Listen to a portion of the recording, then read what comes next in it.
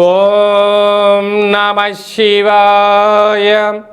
29వ తారీఖు 6వ నెల 2026వ సంవత్సరంలో 8 సంవత్సరాల తర్వాత నిజ జ్యేష్ఠ మాసము సోమవారము మూలా నక్షత్ర సందర్భంగా కన్యరాశి వారికి వ్యయంలో కేతు సంచార స్థితి ఉండగా ఏదైతే పనులు అనుకుంటున్నారో ఆ పనులు సక్రమంగా జరగకపోవడం, పనుల్లో ఆలస్యం జరగడం, నరదృష్టి శత్రు ప్రభావాలు అధికంగా ఉండడం, అనారోగ్యము, ఈతి బాధలతో ఇబ్బంది పడుతున్నట్లయితే మీరు శక్త్యానుసారంగా సత్యనారాయణ స్వామి వ్రతం యొక్క కథను వినడం, సత్యనారాయణ స్వామి యొక్క పూజలో పాల్గొనడం, పంచామృతాలను తీర్థంగా స్వీకరించడం, ప్రసాదాన్ని స్వీకరించిన తదనంతరము ఆ స్వామివారికి వేసిన తులసి మాలను తీసుకొని వచ్చి మీ ఇంటి సింహద్వారానికి అలంకరించినట్లయితే గృహంలో వాస్తు దృష్టి, నరదృష్టి, శత్రుదృష్టి దోషాలు తొలగిపోయి అఖండ ఆయురారోగ్యాల చేత ధనకనక వస్తు సంపదలతో విరాజిల్లుతారు అని చెప్పి గమనించాలి.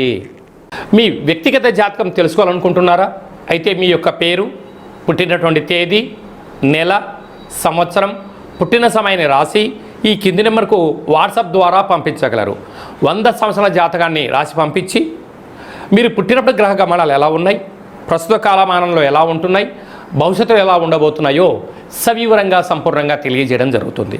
అలాగనే చాలామందికి పుట్టినటువంటి కాల సమయంలో డేట్ ఆఫ్ బర్త్లో లేనటువంటి కారణం వలన మీ పేరు యొక్క మొదటి అక్షరం అనుసరిస్తూ రాశి యొక్క స్థితిగతులు తెలియచేస్తూ మీకు గవళ ద్వారా అనగా రమణ శాస్త్రం ద్వారా భూత భవిష్యత్ వర్తమానాన్ని కాళభైరవ ఉపాసన చేత తెలియజేయడం జరుగుతుంది. ఈ కింది నెంబర్ని సంప్రదించి అపాయింట్మెంట్ తీసుకొని సంప్రదించగలరు.